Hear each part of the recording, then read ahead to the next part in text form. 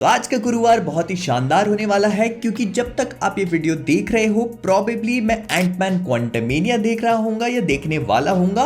तो उसका जो भी अर्ली रिएक्शन है वो मैं अपने ट्विटर पे डाल दूंगा, तो उसको देखने के लिए देख लेना, वहां फॉलो करना है तो कर लेना। लेकिन मूविंग ऑन, क्योंकि हमको बहुत सारी चीजों के बारे में बात करनी है तो जल्दी जल्दी करके शुरू करते हैं। सबसे पहले इस हफ्ते डिज्नी वालों ने बहुत ही तगड़े सारे अनाउंसमेंट कर दिए। तो ऐसे कुछ गलत मत समझना, डिज्नी वालों ने मार्वल को लेकर अनाउंसमेंट करे हैं, लेकिन पहले हम लोग बात करेंगे उनकी डिज्नी वाली मूवीज को लेकर।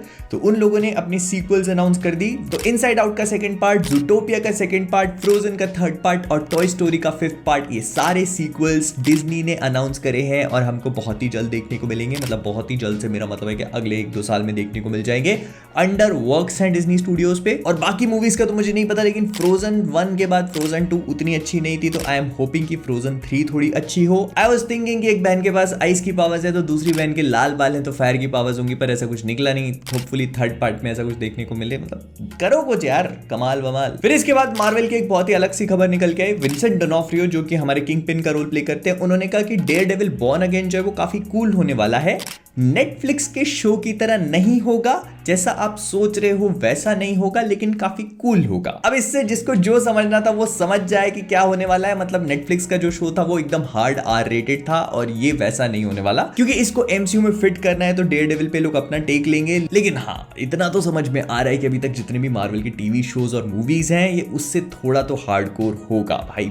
चार्ली कॉक्स है इसमें। प्लस शी-हल्क पे हमने जितना भी डेयरडेविल का एक्शन देखा था तो उससे ये भी समझ में आ चुका है कि यहाँ पर डेयरडेविल का एक्शन स्टाइल भी चेंज हो चुका है। तो मतलब चीजें कुछ तो डिफरेंट हैं। फिर इसके बाद इस हफ्ते सुपर बोल था तो काफी सारे ट्रेलर्स रिलीज हो गए। सबसे पहले ट्रांसफॉर्मर का एक सुपर बोल टीवी स्पॉट रिलीज हुआ जिसमें उन्होंने पोर्शे का प्रमोशन कर दिया। बहुत ही सुमड़ी में पैसा कमा लिया पोर्शे की पिक्चर से, और सुपर बोल में अपने ट्रेलर का भी कमाल कर दिया एकदम। ट्रांसफॉर्मर्स पैरामाउंट पिक्चर्स मान गए, उधर पोर्शे वालों से पैसा लिया, इधर से अपने ट्रेलर में घुसा के प्रमोशन, पिक्चर भी प्रमोट हो गई, पोर्शे से पैसा बच गया, सब बहुत बढ़िया। लेकिन इस वाले ट्रेलर में हमने एक ऑटोबॉट देखा जिसका नाम मिराज था, जो पुराने वाले ट्रेलर में काफी हेवीली दिखाया गया था। उसके बारे में हमें और भी देखने को मिला इस ट्रेलर में। बट आई हैव टू से कि मूवी काफी प्रॉमिसिंग लग रही है। जून में रिलीज होगी। राइज ऑफ द बीस्ट अच्छी दिख रही है भाई। फिर इसके बाद जो दूसरा ट्रेलर आया वो हमारे fast x family Vin Diesel भाई साहब का था और ट्रेलर मजेदार था। आई मीन हम लोग को पता है कि fast and the furious movies क्या होती हैं और इनसे आप कुछ भी बहुत सिनेमा लेवल का एक्सपेक्ट नहीं करते और पता होता है कि क्या देखने को मिलेगा। तो इस ट्रेलर में भी हमको वही सब देखने को मिला। Cool cars, cool action, cool stunts, and that is what the trailer was all about. मैंने देखा, मुझे मजा आया। मुझे पता है कि मैं इस पे कुछ अलग से वीडियो नहीं बना पाया, लेकिन क्या करें। उसके बाद फ्लैश का ट्रेलर ड्रॉप हो गया, गार्डियंस का ट्रेलर ड्रॉप हो गया, इतनी सारी चीजें थी, इनके ऊपर वीडियोस बनाता ही जा रहा हूं। उसके ऊपर से एंटमैन क्वांटमेनिया रिलीज होने वाली है, रोस्ट वर्स कवर करना है। क्या क्या कर ले भाई,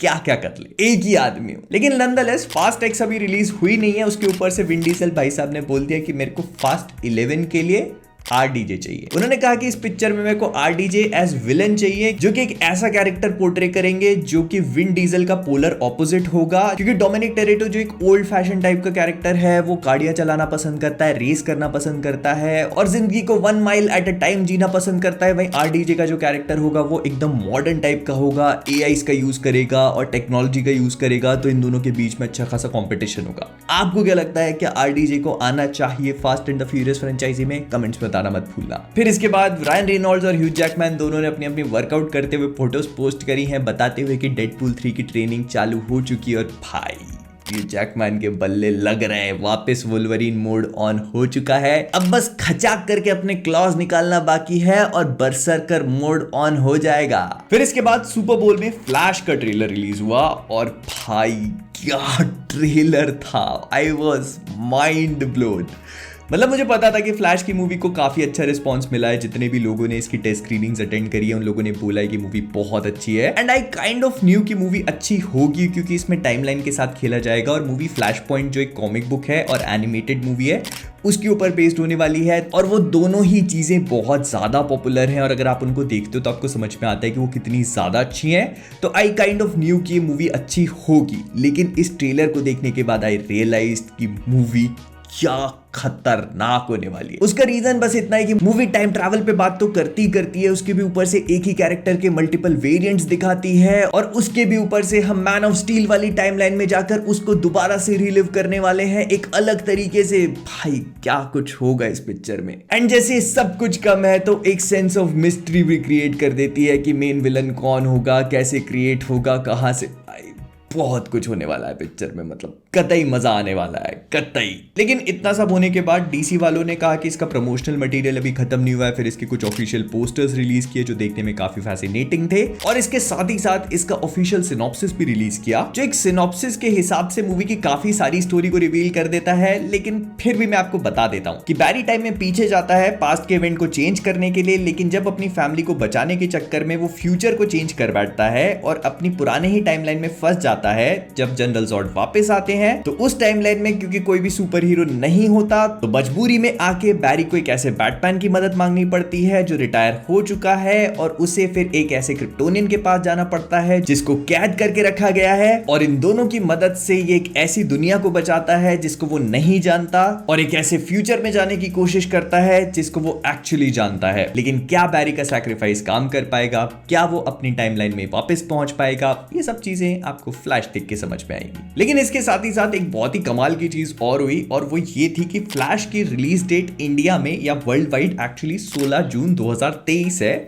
और इसी सेम डेट पे रिलीज होने वाली है एक और मूवी जो बहुत ही हाईली एंटिसिपेटेड है, और उसका नाम है आदि पुरुष। जी हाँ, आदि पुरुष जो एक्चुअली में जनवरी में रिलीज होने वाली थी, उस मूवी को डिले कर दिया गया क्योंकि उसके वीएफएक्स पे इंप्रूवमेंट किया जाने वाला था, और उसकी जो टेंटेटिव रिलीज डेट रखी गई है वो भी 16 जून 2023 है। तो अब फ्लैश और आदि पुरुष दोनों एक ही दिन एक ही सेम डेट पे कोलाइड होने वाली है। तो अब मैं आपसे पूछना चाहता हूं कि आप फ्लैश और आदि पुरुष में से किसको चुनोगे? देखो सुपर हीरो फैंस तो मैं जानता हूं कि किसको चुनेंगे, लेकिन फिर भी देखो अगर करंट सिचुएशन देखी जाए तो फ्लैश मूवी काफी अच्छी दिख रही है, काफी स्ट्रॉन्ग पोजीशन पे नजर आ रही है स्टोरी वाइज एंड एवरीथिंग। लेकिन आदि पुरुष के वीएफएक्स पे काम करने के बाद, रिवर्क्स करने के बाद, रीशूट्स होने के बाद हम देखना चाहेंगे कि इस पे कितने इंप्रूवमेंट्स हुए हैं, उसी के बाद आगे की चीजें डिसाइड हो पाएंगी। लेकिन ये देखने में इंटरेस्टिंग होगा कि दोनों मूवीज जब कोलाइड होंगी तो क्या रिजल्ट निकलेगा। हालांकि फ्लैश कितनी भी ऑसम हो, है तो डीसी की मूवी, और इंडिया में डीसी की मूवीज का रिकॉर्ड इतना अच्छा नहीं रहा है। लेट्स जस्ट होप कि फ्लैश इस चीज को चेंज करेगी। और इसी ट्रेलर को देखने के बाद किसी ने बोल दिया कि जेम्स गन भाई साहब अब बहुत हो गया, आप जो नया डीसीयू बना रहे हो वो अपनी जगह पे है, और हम चाहते हैं कि इसमें एंडी मुशेटी जो एक्चुअली में फ्लैश मूवी के डायरेक्टर हैं, और अगर आप नहीं जानते हो तो इट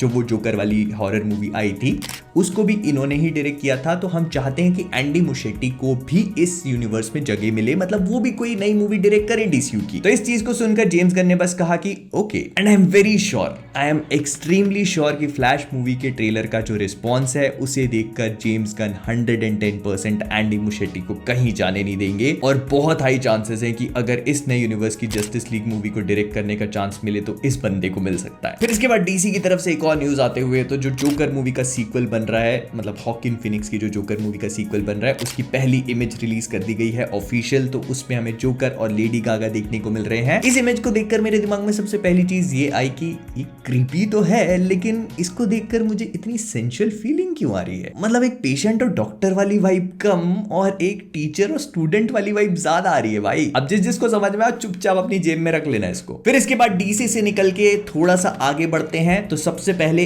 Amazon वाले स्पाइडरमैन के एक नए शो पे काम कर रहे हैं। अगर आप लोग नहीं जानते हैं तो सोनी और Amazon के बीच में स्पाइडरमैन के कुछ कैरेक्टर्स को लेकर डील हुई है, और उसी डील का पार्ट है स्पाइडरमैन नोआर का एक टीवी शो। अगर आप लोग नहीं जानते तो स्पाइडरमैन नोआर वो वाला स्पाइडरमैन है जिसको आप लोगों ने स्पाइडरमैन इनटू द स्पाइडरवर्स में देखा था, वो निकोलस केज ने प्ले किया था, टोपी लगाता है, ब्लैक एंड व्हाइट कलर का दिखता है। तो वो वाला स्पाइडरमैन हमको Amazon के एक लाइव एक्शन टीवी शो में देखने को मिलेगा। एंड इससे पहले कि आप लोग अपने घोड़े भगाने लगो, मैं आपको यहीं पे रोक देना चाहता हूं, ये वाला स्पाइडरमैन पीटर पार्कर नहीं होने वाला, सैडली कोई और होगा। लेकिन स्पाइडरमैन तो स्पाइडरमैन है, तो थोड़ी सी खुशी तो मना ही सकते हैं। और अच्छी बात यह है कि इस पूरे शो को प्रोड्यूस वही लोग करने वाले हैं जिन्होंने स्पाइडरमैन इनटू द स्पाइडरवर्स लिखी थी, तो थोड़े से खुश होने वाली बात तो है ही है। और स्पाइडरमैन नोआ के बारे में खास बात यह है ना कि ये काफी आर रेटेड टाइप का है, मतलब ये लोगों को मार देता है जो इसको पसंद नहीं आते हैं। और क्योंकि Amazon वाले बना रहे हैं तो हो सकता है कि थोड़ा आर रेटेड टेरिटरी में चला जाए कैरेक्टर। फिर इसके बाद आगे बढ़ के मार्वल वालों की तरफ आते हैं, तो मार्वल के अन्नदाता mister Toby master Kevin Feige ने बहुत सारी खबरें दी हैं पता नहीं कौन से मूड में बैठे थे, किसी ने उनका इंटरव्यू लिया तो उन्होंने कहा